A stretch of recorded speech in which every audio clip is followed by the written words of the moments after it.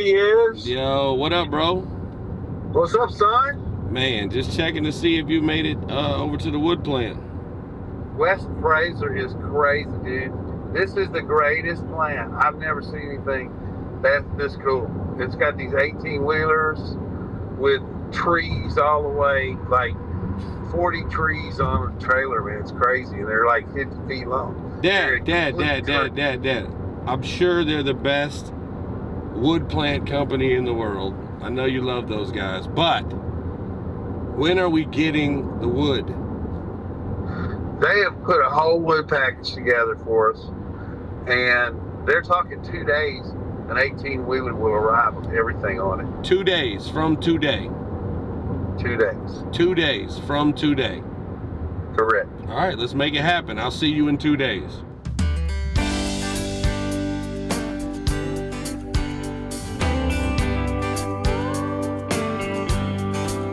It takes a village of helping hands. It takes a people who understand. We can make a difference across the nation with community renovation.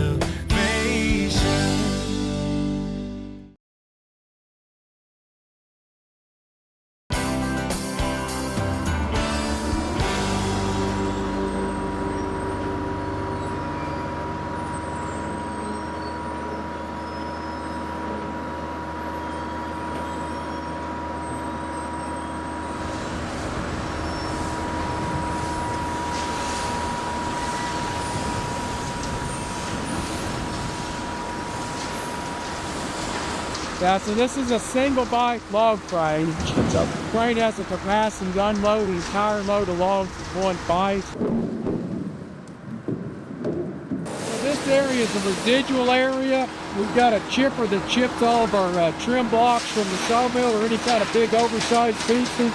Those pieces are going to go up and drop into a screen, and we're separating the set chips that can go to a paper mill from our fines, which are too small. They have to get mixed in with sawdust, and then the hopper kind of gets brought back to the chipper to get re-chipped. So we're separating those into 3 different sizes. Okay, these are our residuals out here. So we have 3 bins. The first bin that you see right here was sawdust that's coming straight from the saws.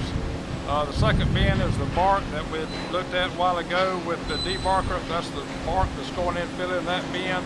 And then the third bin is the shavings that's coming from the planer mill. That would be dry shavings. And that goes all the way in that barn. On our chip production, a typical mill is going to make about a ton of chips per 1,000 board feet. That's just a rough rule of thumb. And say a mill that's generating 500,000 board feet in a shift is going to make 500 tons of chips in that same shift. And a typical truck might hold 22 tons or so. So it's incredible how much residuals come out of the logs.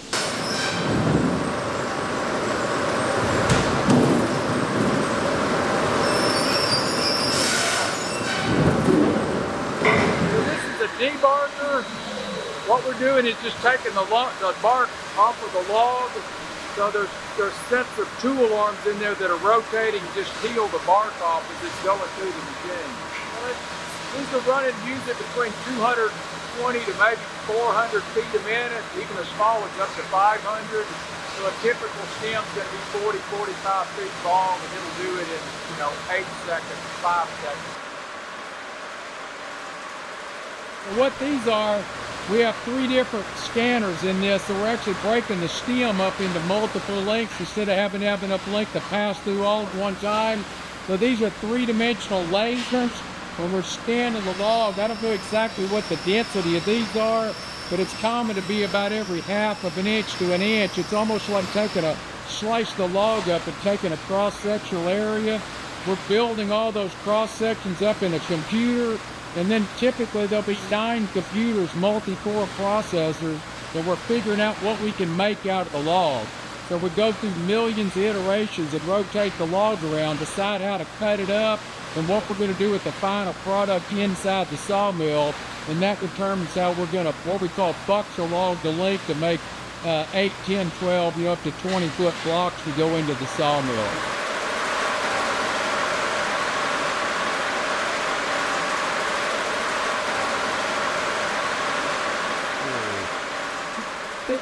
So what this is called a shark chain. So you see it's actually got shark spikes on the top of the chain.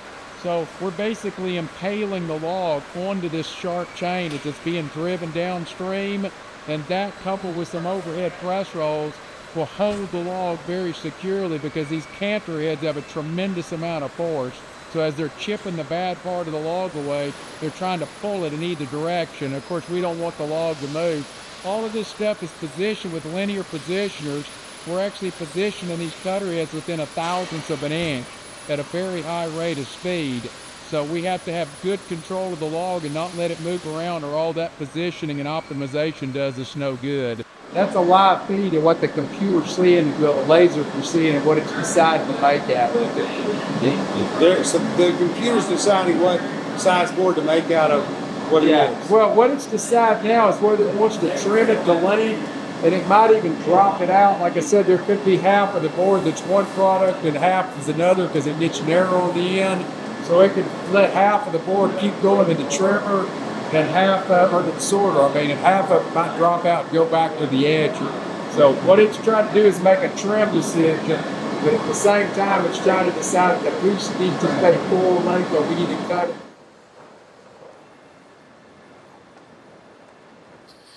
Wow, technology has come so far. Tell you what, while they keep walking and talking around this lumber mill, why don't we go check back on the job site, and we'll pick back up with them in a little while.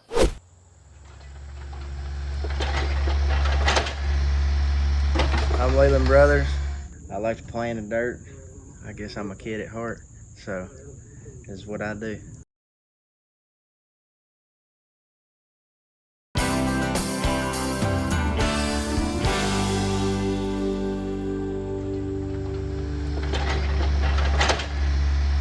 I'm Leland Brothers. I like to play in the dirt. I guess I'm a kid at heart, so this is what I do.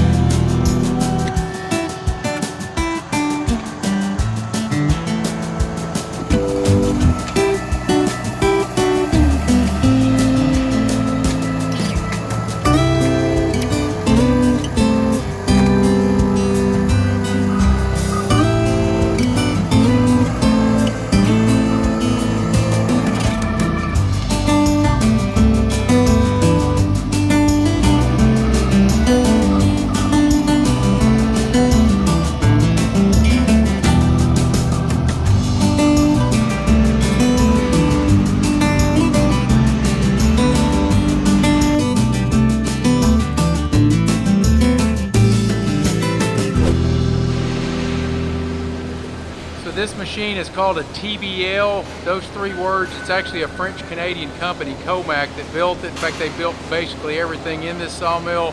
So I don't know the French words for the TBL, but it's a curve sawing gang is what it is. So the cant that's being produced by the double-linked infeed, the primary breakdown, that cant travels down the conveyor and of course goes through another three-dimensional laser optimizer and then goes into the machine. These modules all actually shift sideways, and they're basically trying to steer the cant as it's a processed log with all the faces chipped on it, but it's steering that cant that goes through horizontal arbors that have multiple saws. That's why we call them gang saws. It has a gang of saws in it. So a cant, which is kind of a log with profiled or processed sides, goes through, and all lumber comes out the back side. So I don't know exactly how much this one has, but it actually looks like about maybe 1,000 to 1,200 horsepower on this one machine to process the cans.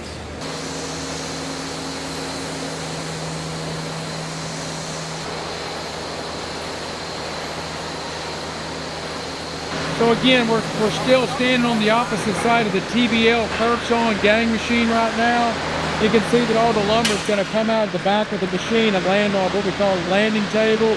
That lumber will get swept down to these floor chains. All the lumber, and it gets mixed in with the edger boards. All of that lumber is going to go towards our trimmer line. We've got a double unscrambler trying to singulate the bigger clumps of lumber coming to the bottom one. It's going to give more of a mini packing clumps to the top one. The attempt is to get a single, at least layer. We don't care if there's single boards, but single layers of lumber, and feed a layer of lumber up to a board feeder. And we'll walk up and look at that, but you'll see another optimizer that's going to go into our trimmer where we'll trim the boards to length. But now we're up to our trimmer infeed. So the lumber has come over the top of these unscramblers. It's going on what we call screw rolls. We're keeping each piece, trying to get all the lumber driven over to an established datum line. This lumber is going to go down. It's going to go through what we call a board feeder or a lug loader. Those ponies that you see on the rotary device are literally going to grab a board and position it into a lug. So the chain has lugs on it so that they're individual little spots that the lumber's going to occupy. And from then on, it's going to be tracked. We're not going to bunch it back up again until we drop it out as a package that's basically complete. But so we'll load it on the lugs. We'll go to another optimizer, optimize this piece again, figure out exactly how to trim the piece. Sometimes we want to trim. There might be a wider piece on the nearer end, and it'll get more narrow on the far end. We might actually cut the board in two and send part of it back to be re-edged to a smaller size, like a 2x8. We'll go to a 2x4 or 2x6, but we'll go down, like I said, after we go through the optimizer, we'll go through the trimmer, and then on the back side of the trimmer is a sorter.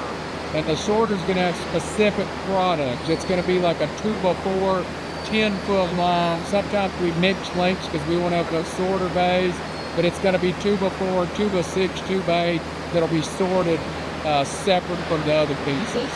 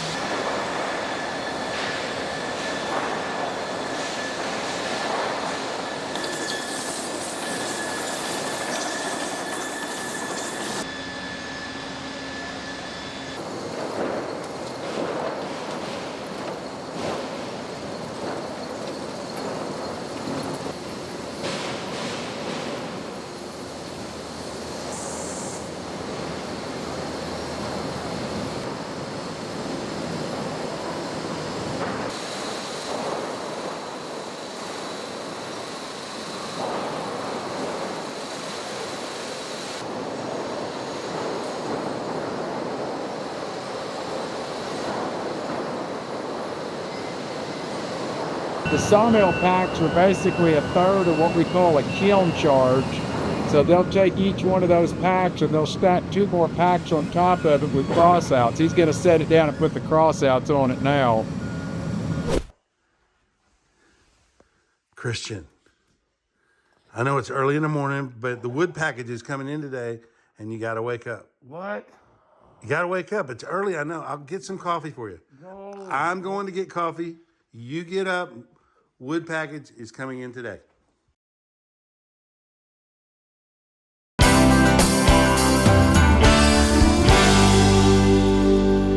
Christian, I know it's early in the morning, but the wood package is coming in today and you got to wake up. I have no idea why my dad woke me up at 4 o'clock this morning. You got to wake up. It's early, I know. I'll get some coffee for you. No. I'm going to get coffee. You get up. I don't even know how he got in the house.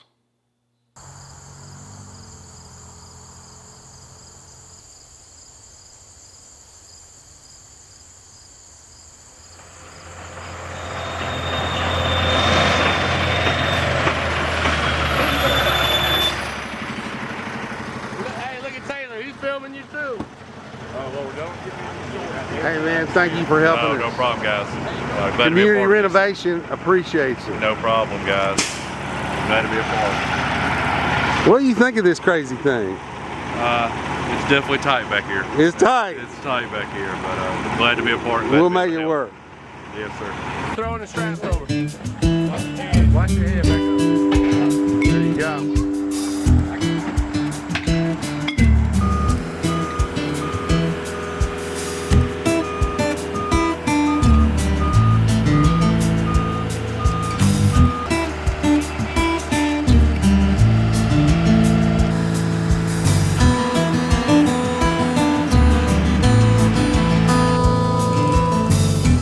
So the wood got here and everything was going so great.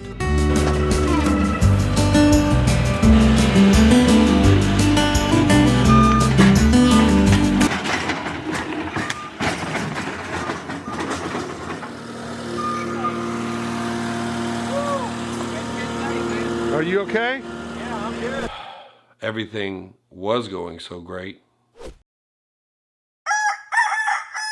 Good morning, y'all. So super excited with our Build the Addition going on. So excited to get the new studio going. But today I'm gonna go out and be a worker today. I'm gonna go help unhook the air conditioning because it's got to get moved to the other side of the addition on a brand new pad that was built. And it's crazy because everyone else seems super calm except me here, but I'm gonna act like I know what I'm doing and we'll go make it happen. Follow me out.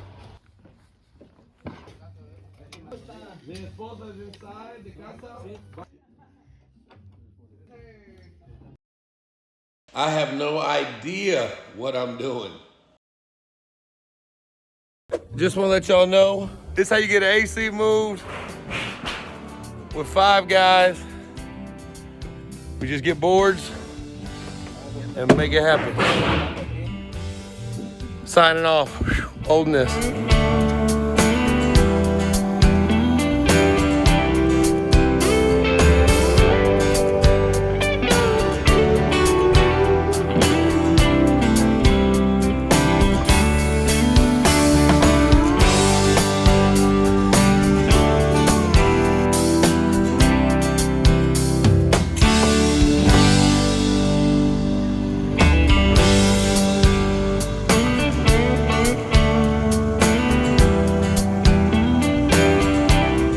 What do you think? Awesome. All right, it's looking good. This looks like a maze in a bunch of rooms now. Let me get out here. Into the garage. Got these big beams today, these big I-beams that he's doing. Starting to take shape. The second floor will come after these headers.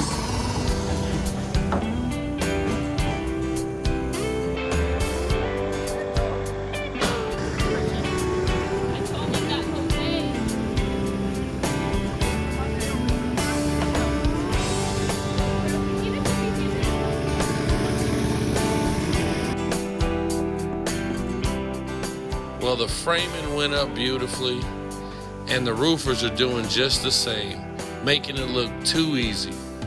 Wonder what's coming next.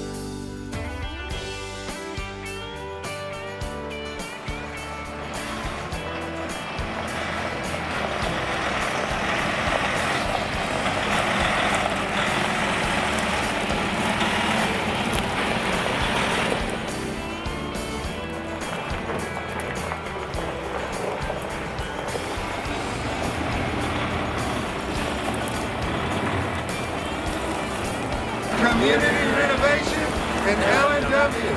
All right. Thanks, guys.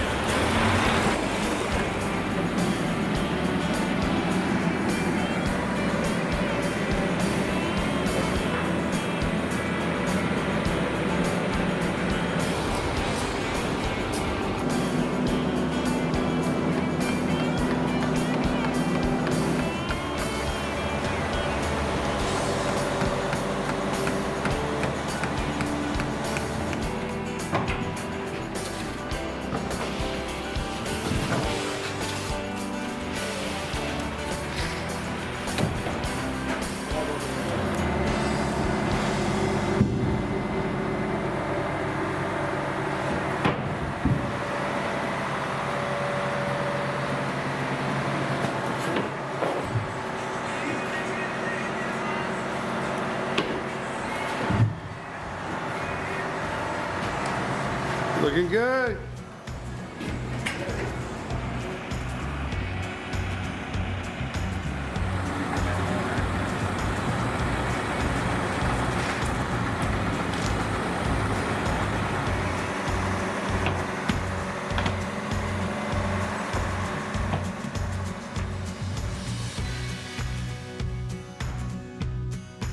Well, we're gonna watch you doing the windows. Is that cool? He's just gonna do that. Hey, thank you for this, man. It's no problem.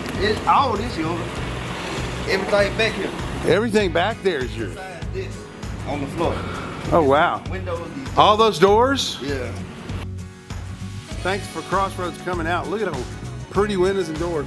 Yeah, but it's weird though. It's like I'm telling you, I'm left-handed, so naturally I start with left. Yeah.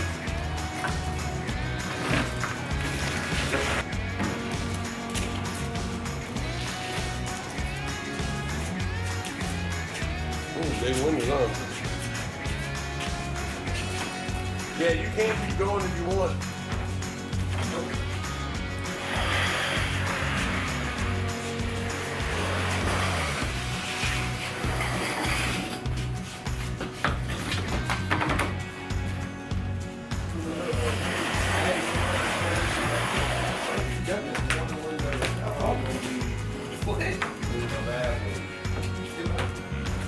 Strong man.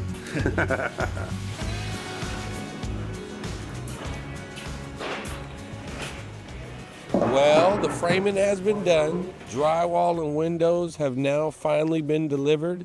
And on the next episode, we'll be doing plumbing and electric. Can't wait to see you then.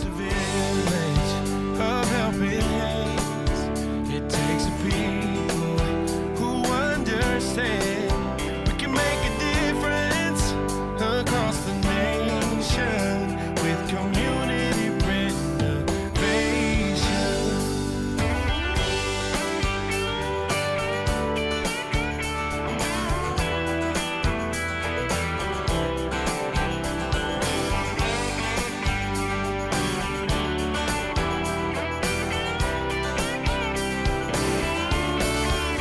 It takes a village of helping hands. It takes a people who understand we can make a difference across the nation.